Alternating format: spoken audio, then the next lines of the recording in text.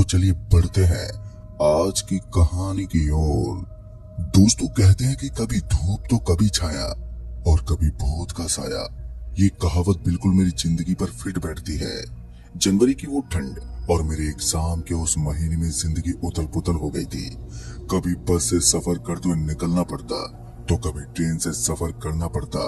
Exam centre से निकलने के बाद जब मैं शाम को बस स्टॉप पर पहुंचा तो मुझे पता चला कि हमारे गांव जाने वाली बस यहाँ पर नहीं आती है। यहाँ पर तो मैं ट्रेन से पहुंच गया था, लेकिन अब ट्रेन का भी कोई ठिकाना नहीं था। ऐसे में अब मुझे थोड़ी प्रॉब्लम होने लगी। मुझे समझ में नहीं आ रहा था कि अब यहाँ से कैसे निकलूं। उधर मेरा दोस्त रितेश भी काफी हताश हो गया था। हम दोनों एक ही गांव से बिलोंग करते थे। तभी रितेश ने मुझसे कहा, भाई मुझे लगता है कि आज हम दोनों यहीं पर रुकने वाले हैं, क्योंकि ना ही तो हमें कोई बस मिल रही है और ना ही ट्रेन का कोई ठिकाना है। उसकी बात सुनकर मुझे भी लगा कि शायद आज की रात हमें यहीं पर बितानी पड़ेगी। जिस तरह से आज बस और ट्रेन की दिक्कत हो रही थी, तो उस हिसाब से तो अब हमारा सफर तय कर पाना बड़ा ही मुश्किल लग रहा था। उसके बाद मेरे दोस्त रितेश ने कहा, एक काम करते हैं, हम दोनों नेशनल हाईवे पर निकल जाते हैं। वहाँ पर कोई ना कोई गाड़ी वाला हम दोनों को लिफ्ट दे ही देगा। उसकी बात सुनकर मुझे भी लगा कि उसका कहना सही था। कोई आदमी तो होगा जो भलाई करने के लिए रोड पर सफर कर रहा होगा। उसके बाद में और रितेश हम दोनों पैदल पैदल हाईवे पर निकल पड़े। हम दोनों रास्ते पर चल ही रहे थे कि हमने देखा कि वहाँ से गाड़ियां तो बहुत गुजर रही थी, लेकिन हम जिस भी गाड़ी के सामने हाथ दिखाते तो वो गाड़ी वाला गाड़ी को रोकने की बजाय और भी रफ्तार बढ़ा देता। मुझे लगा कि शायद कोई भी ड्राइवर लिफ्ट देने में इंटरेस्ट नहीं है, इसलिए हमें पैदल ही चलना होगा। यहाँ से करीब 11 किलोमीटर आगे एक पुराना बस स्टॉप पड़ता था और वहाँ से लमसम हर गांव की बस निकलती थी। लेकिन उसमें दिक्कत वाली बात ये थी कि उस तरफ के एरिया में काफी कम लोग ट्रैवल किया करते थे। लेकिन हम दोनों के पास समय काफी था, इसलिए हम दोनों ने सोचा कि हम दोनों 11 किलोमीटर के इस सफर को 3 से 4 घंटे में आराम से तय कर सकते हैं। इसलिए बेहतर होगा कि हम दोनों आज रात को यहाँ रुकने की बजाय पहले उस बस स्टॉप की तरफ ही निकले और वहाँ से बस पकड़कर अपने गांव निकल जाते हैं। हमने किया भी बिल्कुल वैसा ही। हम दोनों तेज तेज उस बस स्टॉप की तरफ बढ़ने लगे और बस स्टॉप की दूरी अब यहाँ से ज्यादा नहीं थी, लेकिन हमारे लिए दिक्कत ये थी कि अब हम दोनों के पैर जवाब देने लगे थे। इतने में ही हमें पीछे से 2 हेडलाइट चमकती हुई नजर आई और उसको देखते ही हम दोनों की आंखें बड़ी बड़ी हो गयी। दोस्तों हमें लगा कि शायद कोई तो होगा जो हमें लिफ्ट दे सके। ठीक से देखने पर पता चला कि ये एक ट्रक था जो हल्की रफ्तार के साथ इसी रास्ते पर चला आ रहा था। उस ट्रक की हल्की रफ्तार लाजमी थी, क्योंकि ये रास्ता काफी ज्यादा टूटा हुआ था और संकरा रास्ता होने की वजह से ट्रक को भी चलने में दिक्कत होती थी। फिर वो ट्रक जैसे हमारे पास आने लगी तो हमने उस ट्रक के सामने हाथ दिखाया। पहले तो हमें लगा कि शायद ये ट्रक वाला भी अपने ट्रक को नहीं रोकेगा, लेकिन उसके बाद वो कोई भला आदमी निकला जिसने हमारे बगल में ले आकर ट्रक को रोक दिया। जैसे ट्रक हमारे बगल में रुकी तो हम दोनों ने ड्राइवर साहब से बोला, अरे भाई साहब, यहाँ से ठीक 11 किलोमीटर आगे जो बस स्टॉप है, आप हमें वहाँ तक छोड़ सकते हैं क्या? मेरी बात सुनकर उस ड्राइवर ने अपनी गर्दन हिलाई और हाँ में जवाब दिया। फिर क्या था, मैं और मेरा दोस्त भागते हुए जल्दी से ट्रक के अंदर बैठ गए। उस ड्राइवर ने भी ज्यादा वक्त बर्बाद नहीं किया और तुरंत ही ट्रक का गियर डालकर ट्रक को आगे बढ़ाने लगा। तभी मैंने उस ड्राइवर से पूछा, अरे भाई साहब, मुझे एक बात समझ में नहीं आई। इस रोड के ऊपर हमने लगभग 100 ड्राइवर से लिफ्ट मांगने की कोशिश की है, लेकिन किसी ने भी हमें लिफ्ट नहीं दी और आपने बिना कुछ सोचे समझे ही पहली बार में हमें ट्रक में बिठा लिया।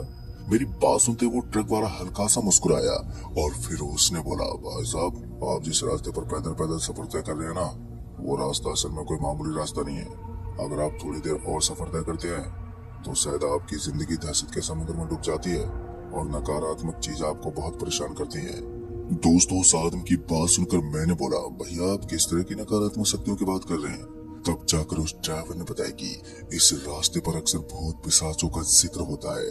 यहाँ से गुजरने वाले मुसाफिरों का कहना है कि रात में यहाँ पर 7 स्थानों पर 7 खोखा डैन लिफ्ट मांगती हैं। अगर आप उनको लिफ्ट नहीं देते तो वो आपका पीछा करती हैं, और अगर आप उनको लिफ्ट दे देते हैं तो फिर वो आपको वहीं आखिरी नींद सुला देती हैं।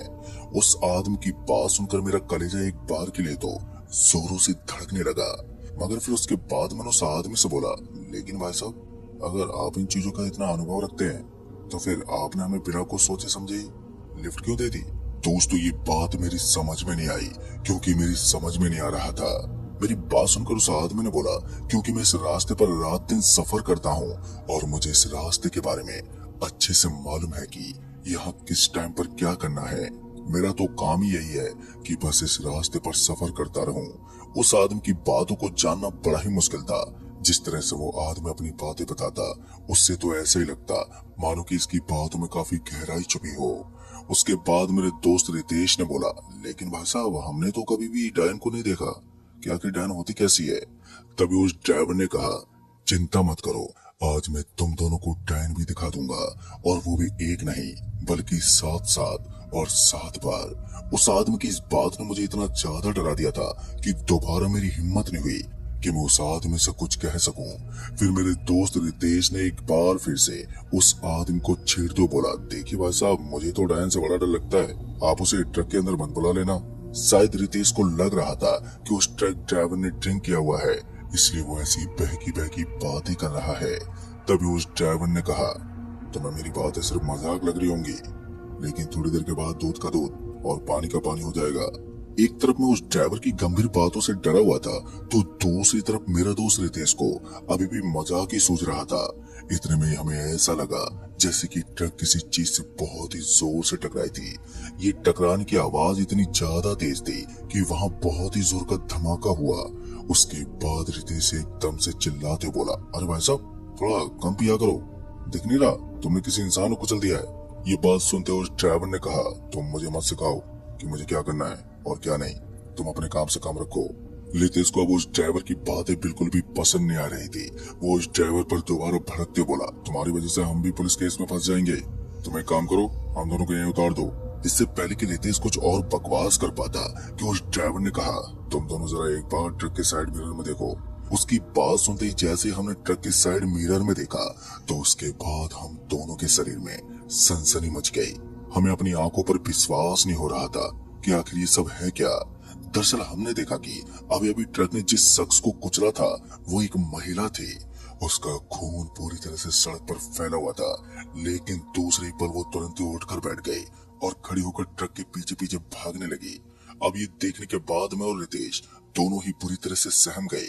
हमने उस ड्राइवर को बोला, भाई साहब, ट्रक को थोड़ा स्पीड में भगाओ, वरना आज हमारा किस्सा यहीं पर खत्म हो जाएगा। तभी उस ड्राइवर ने कहा, लेकिन आपके दोस्त को तो नीचे उतरना है, तो मैं चाहता हूँ कि अब आप नीचे उतरें और पैदल इस रास्ते को अंजाम दो।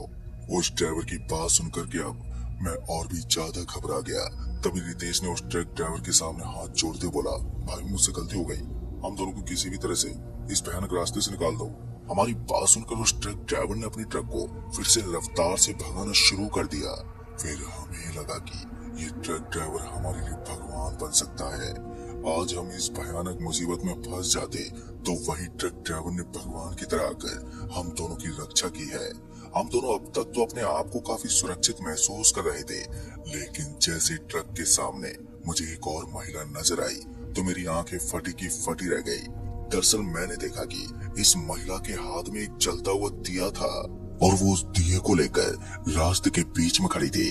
हालांकि उसने ट्रक की दिशा में एक बार भी नहीं देखा। उस ट्रक ड्राइवर को भी इस चीज से कोई फर्क नहीं पड़ा और उसने अपने ट्रक को पूरी रफ्तार के साथ उस महिला के ऊपर चढ़ा दिया। और जैसे इस ट्रक उस महिला से टकराई तो एक बार फिर वैसा ही हुआ जैसा हमने पिछली बार महसूस किया था। लेकिन इस बार उस ड्राइवर ने हमें पहले मना कर दिया था कि इस बार हमें गलती से भी उस डैन की तरफ नहीं देखना है, खासकर हमें कांच की विंडो में देख कर दो। ये गलती बिल्कुल भी नहीं करनी है, क्योंकि अगर हमने इस गलती को दोहराया तो फिर हमारे साथ बहुत ही बुरा हो सकता है। इसलिए मैं और मेरे दोस्त चुपचाप ही ट्रक के अंदर बैठे रहे। जैसा वो ट्रक ड्राइवर कहता हमें वैसा ही करना पड़ता। थोड़ी दूर सफर तय करने के बाद हम उस दूसरी जगह से भी आगे निकल गए थे। लेकिन तीसरी बार जो हुआ वो शायद मेरी जिंदगी का सबसे भयानक हादसा था। मुझे लगा था कि शायद ये ट्रक ड्राइवर हम दोनों को यहाँ से सही सलामत निकाल लेगा, लेकिन क्या हो जब एक घर को सुरक्षित करने वाली दीवार ही घर को बर्बाद करने लग जाए। ऐसा ही हमारे साथ हुआ। जिस व्यक्ति पर हमने पूरा विश्वास जताया था, आखिर में वही हमारे लिए काल बन गया। जैसे ट्रक आगे बढ़ी तो अचानक ही रितेश ने गलती से अपने हाथ में मौजूद अपने फोन को नीचे गिरा दिया। और जैसे ही रितेश उस फोन को उठाने के लिए नीचे झुका तो उसके बाद उसने जो देखा, उसे देखकर तो उसका पूरा बदन ही ठंडा पड़ गया। उसने मुझे हल्के से हाथ से छुआ और बोला, भाई हम जिस ट्रक के अंदर बैठे हैं उसका ड्राइवर इंसान नहीं है। बस मेरे लिए इतना ही काफी था। आगे मैं खुद समझ गया कि वो क्या कहना चाहता था। उसके बाद मेरे दोस्त ने इशारा करते हुए उसके पैरों की तरफ देखने को बोला और मैंने जैसे उस ड्राइवर के पैरों की तरफ देखा तो मेरी तो हवा ही निकल गई। दरअसल मैंने देखा कि उस ड्राइवर के पैर पीछे की तरफ घूमे हुए थे, जो दिखने में बहुत ही भयानक लग रहे थे। उसके उन भयानक पैरों को देखकर अब मेरी सांसें भी फूलती जा रही थी। फिर मैंने रितेश को हल्की सी आवाज में बोला, भाई एक बात याद रखना, हमें इस आदमी को इस चीज का एहसास नहीं होने देना है कि हम इसकी सच्चाई जान चुके हैं। हमें जितना छुपा कर रखना है उतना ही हमारे लिए बेहतर होगा। और मौका पाते हम दोनों इस ट्रक से नीचे कूद जाएंगे और फिर यहाँ से बचकर भाग जाएंगे। मेरा आइडिया रितेश को भी काफी हद तक सही लगा और उसके बाद रितेश ने भी चुप्पी साध ली और हम दोनों बस उस ड्राइवर की हर हरकत पर नजर रखने लगे। समय बीतता गया और ट्रक रफ्तार के साथ आगे बढ़ती गई। हम दोनों को बस इसी चीज का डर सता रहा था कि कहीं वो ड्राइवर हम दोनों को किसी गलत जगह पर न उतार दे, वरना हम सीधा मौत से ही मुलाकात करेंगे। तभी मेरे दोस्त रितेश ने कहा, भाई आगे का एरिया मुझे काफी साफ सपाट लग रहा है, हम दोनों को यहीं पर उतर जाना चाहिए। शायद हम दोनों की ये गुपचुप उस आदमी के समझ में पड़ गई थी, इसलिए उसने हल्की सी आवाज में बोला, मुझे मालूम है तुम दोनों मेरी सच्चाई जान चुके हो, लेकिन मैं तुम दोनों को अभी नहीं मारूंगा। और हाँ, एक बात याद रखना, अगर तुम दोनों में से किसी ने भी भागते हुए ट्रक से नीचे कूदने की कोशिश की तो मैं तुम दोनों को मारूंगा या फिर नहीं वो तो पता नहीं, लेकिन ट्रक से गिरते ही तुम दोनों किसी पत्थर की तरह टूट जाओगे। उसने ऐसा ही दिखाने के लिए ट्रक के अंदर मौजूद एक पानी की बोतल उठाई और उसे ट्रक के सामने फेंक दी। जैसे वो बोतल ट्रक के सामने गिरी तो वो एकदम से फट गई। शायद उस ट्रक के अंदर कोई ऐसी स्पेशल एनर्जी थी जो उस हैवान को बहुत ही ज्यादा शक्तिशाली बनाती थी। उसके बाद मैंने उस ट्रक ड्राइवर से बोला, तुम हम दोनों को अपने ट्रक में बैठाकर कहाँ ले जा रहे हैं? सच से बताओ, वरना मैं इस ट्रक से नीचे कूद जाऊंगा। मेरी बात सुनकर उसने बोला, अभी तुमको कूदना है तो कूद जाओ, क्योंकि बाद में तुम दोनों को ट्रक से नीचे कूदने का मौका भी नहीं मिल पाएगा। तुम दोनों को मैं जल्दी तुम्हारे अंतिम सफर तक पहुंचा दूंगा। उस आदमी की बातें हम दोनों को बहुत ज्यादा डरा रही थी। इधर मेरा दोस्त रितेश तो डर के मारे बोल भी नहीं पा रहा था। मैंने रितेश को कहा, भाई तू चिंता मत कर, मैं कुछ करने की कोशिश करता हूँ। मैंने उस भयानक स्थिति में भी हिम्मत नहीं हारी और किसी तरह से हिम्मत जुटाते हुए मैंने उस ट्रक का दरवाजा खोल दिया। ट्रक का दरवाजा खोलते ही जब मैंने नीचे की तरफ देखा तो मुझे महसूस हुआ कि ट्रक बहुत ही तेज रफ्तार में भाग रही थी। हालांकि सड़क के ऊपर इस चीज का एहसास नहीं हो रहा था, लेकिन जैसे मैंने दरवाजा खोलकर नीचे की तरफ देखा तो मुझे एहसास हुआ कि ट्रक से नीचे कूदने का मतलब है इस वक्त अपनी हड्डी पसलियां तोड़वाना। ऐसे में इस वक्त ट्रक से नीचे कूदना हमारी बेवकूफी थी, इसलिए मुझे सही समय का इंतजार था कि कब ये ट्रक धीमी गति से चले और मैं और रितेश किसी तरह से मौका पाते ट्रक से नीचे कूद जाएं। लेकिन हमने जो सोचा था हुआ बिल्कुल उसका उल्टा। ट्रक की रफ्तार कम होने के बजाय ट्रक अपनी पूरी रफ्तार से भागने लगा। उस ड्राइवर के चेहरे पर अभी भी एक डरावनी मुस्कान थी। वो शैतानी मुस्कान कहीं ना कहीं हम दोनों की मौत के गुनगुनाने का संकेत था। वो ट्रक इतनी ज्यादा रफ्तार से भाग रही थी कि अगर वो गलती से भी डिसकंट्रोल होती तो ट्रक या तो पलट जाता या फिर सड़क के बगल में उतरकर किसी चीज से जोर से टकरा जाता, और अक्सर वही होता जिस चीज का मुझे डर होता। इस बार भी ट्रक ने अपना संतुलन खो दिया। वो ड्राइवर अभी भी मुस्कुरा रहा था और देखते देखते मेरी आंखों के सामने उस ट्रक ड्राइवर ने उस ट्रक को सड़क से नीचे उतार दिया। उसके बाद क्या था, सड़क से नीचे उतरने के बाद ट्रक सीधा एक विशाल से पेड़ से टकरा गई। उसके बाद क्या हुआ हमें कुछ भी याद नहीं था, क्योंकि पेड़ से टकराने के साथ ही हम दोनों की आंखें एकदम से बंद हो गई थी। फिर उसके बाद जैसे हम दोनों ने अपनी आंखें खोलकर देखने की कोशिश की तो हमने देखा कि हम उस पेड़ के आसपास गिरे पड़े थे और हमारे हाथ पैरों से खून बह रहा था। हम दोनों इस वक्त तक बहुत ही बुरी हालत में थे। अब हमें वो ट्रक ड्राइवर कहीं भी दिखाई नहीं दे रहा था और उस ट्रक ड्राइवर को अपने आसपास न पाकर हम दोनों हैरानी के साथ इधर उधर देखने लगे। लेकिन अब ना ही तो हमें वो ट्रक ड्राइवर कहीं पर भी दिखाई दे रहा था और न ही उस ट्रक का कोई ठिकाना था। हम दोनों को एक बार के लिए तो लगा कि हम दोनों अब यहाँ से बचकर भाग जाएंगे, लेकिन हम जैसे उठकर सड़क तक पहुंचे तो आगे का दृश्य देखकर फिर से फटकर हमारी हाथ में आ गई। दरअसल हमने देखा कि सामने की ओर हमें एक महिला खड़ी हुई दिखाई दे रही थी। वो बिल्कुल उसी तरह से दिखने वाली औरत थी जैसा कि हमने ट्रक में पहले 2-3 महिलाओं को देखा था। उस महिला को देखते मेरे दोस्त रितेश ने बोला, भाई अब हम दोनों को आगे भागना चाहिए या फिर पीछे। उसकी बात सुनकर मैं भी सोच में पड़ गया, क्योंकि अगर हम पीछे भागते तो भी हम डायनों के साए में फंस जाते हैं, और अगर हम आगे जाते हैं तो भी वो डायन हमें जिंदा नहीं छोड़ती। ऐसे में हम दोनों अब भयंकर विकट परिस्थिति में थे। हमें समझ में नहीं आ रहा था कि यहाँ से हमें क्या करना चाहिए।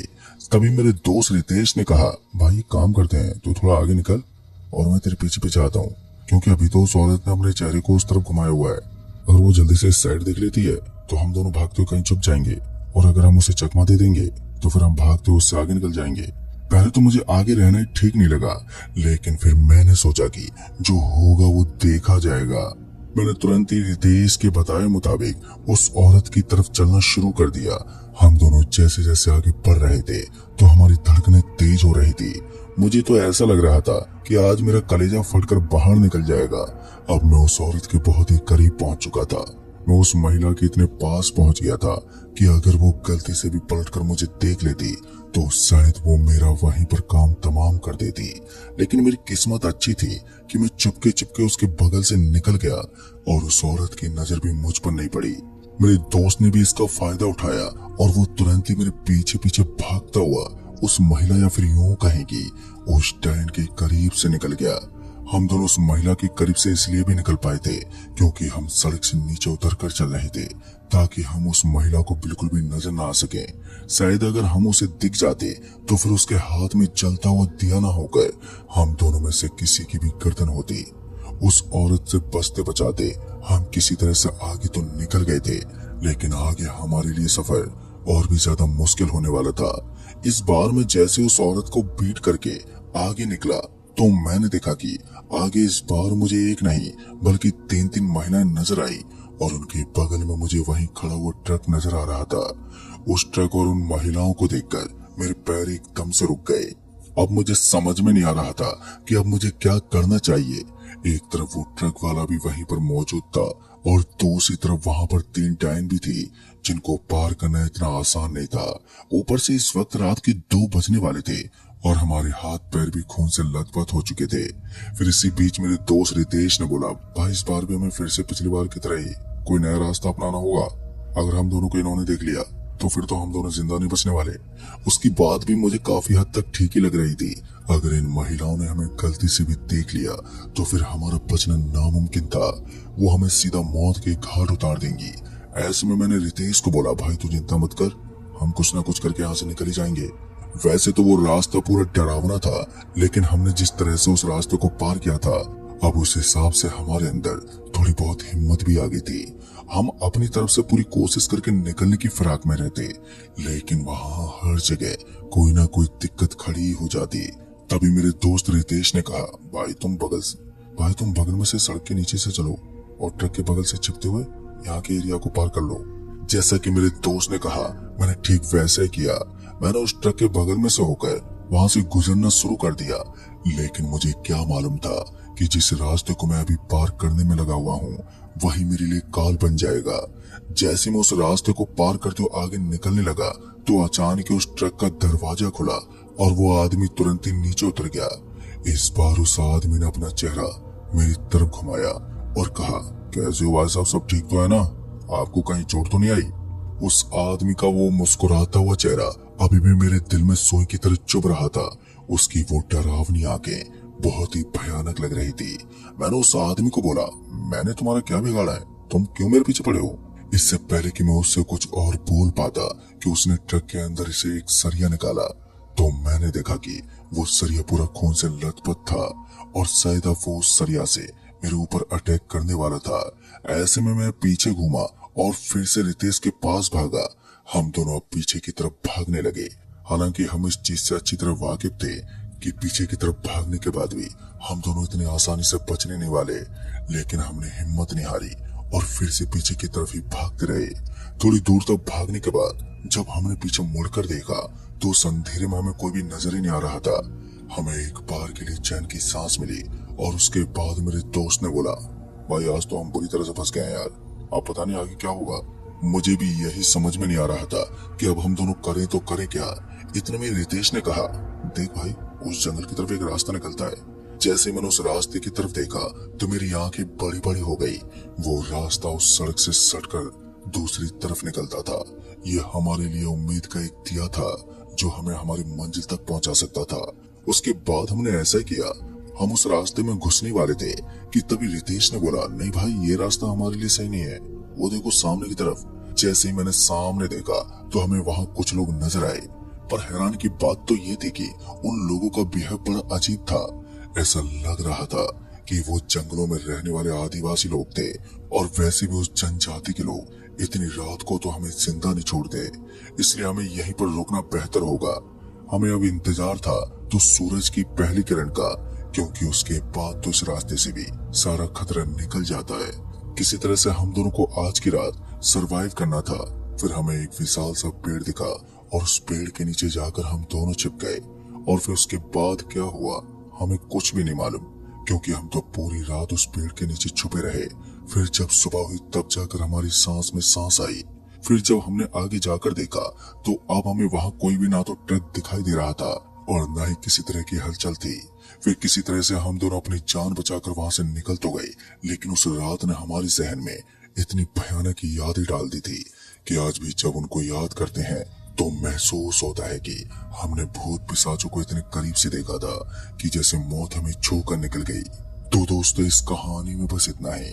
कहानी आपको पसंद आई हो तो वीडियो को लाइक शेयर कमेंट जरूर कर दें।